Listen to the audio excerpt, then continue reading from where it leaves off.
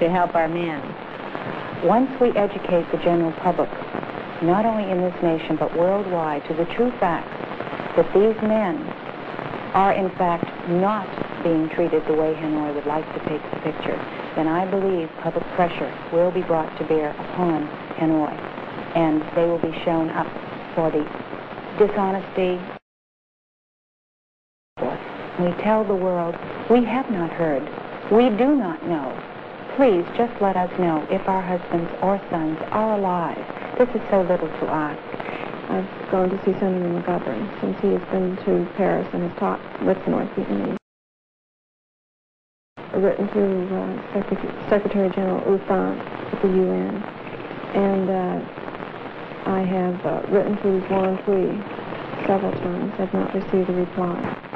In one of my most recent letters to Senator Fulbright, I said, last summer I wrote to you asking for an appointment with you and expressing the idea that the most vociferous critics of the war had very probably lengthened the war.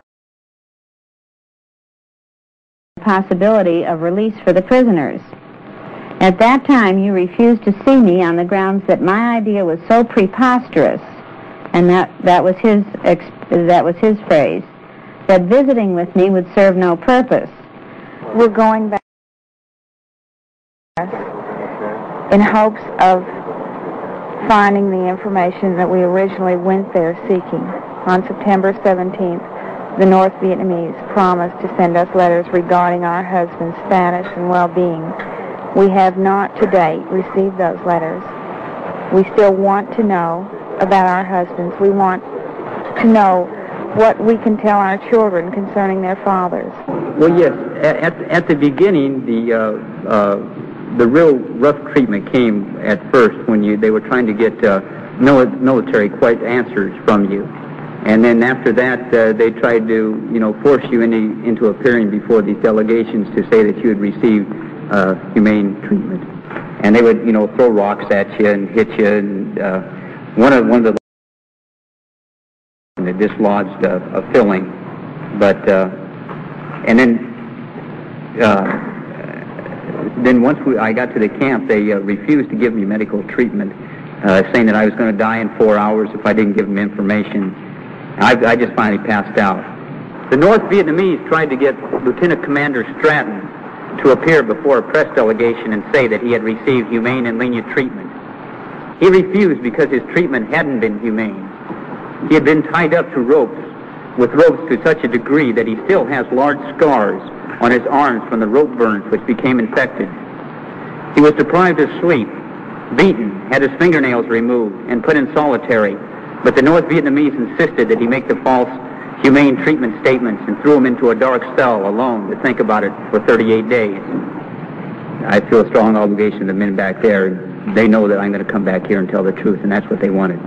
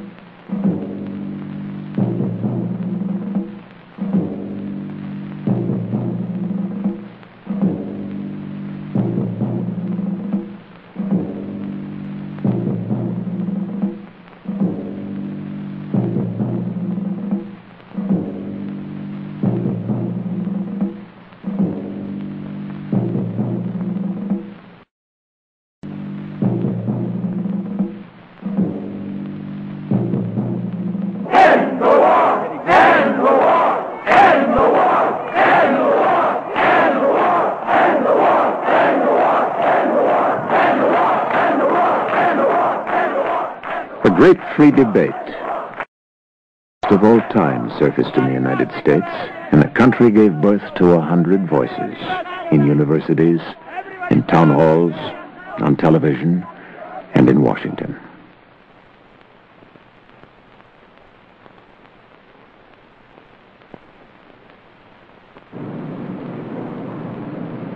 I'm opposed to this war not only because it is morally and legally wrong, but because I think it is destroying the good name and the leadership of the United States. Furthermore, I believe that the war is militarily unwinnable. If we should succeed in bombing Vietnam to rubble, we will only find ourselves up against the Chinese. Look, what I could do with is more compassion and more sympathy with those tens of thousands of civilians in South Vietnam who have been killed and kidnapped by the Viet Cong and North Vietnamese forces as a matter of deliberate policy. And the far larger tens of thousands of South Vietnamese military who've been killed and wounded simply because North Vietnam is trying to seize South Vietnam by force. I lost a really dear friend over there, and all of a sudden it brought it home to me. And I began wondering, what are we doing over there? Is this what honor is all about? Is it worth it? And I don't think it is. All of us tend to place a greater value on our own people. But can you really draw a line as to whether it's worth one American life if that, by saving that American life, you subject probably thousands of Vietnamese to death? Human life is human life. We believe that this war is illegal from every point of view, completely immoral, and I would like to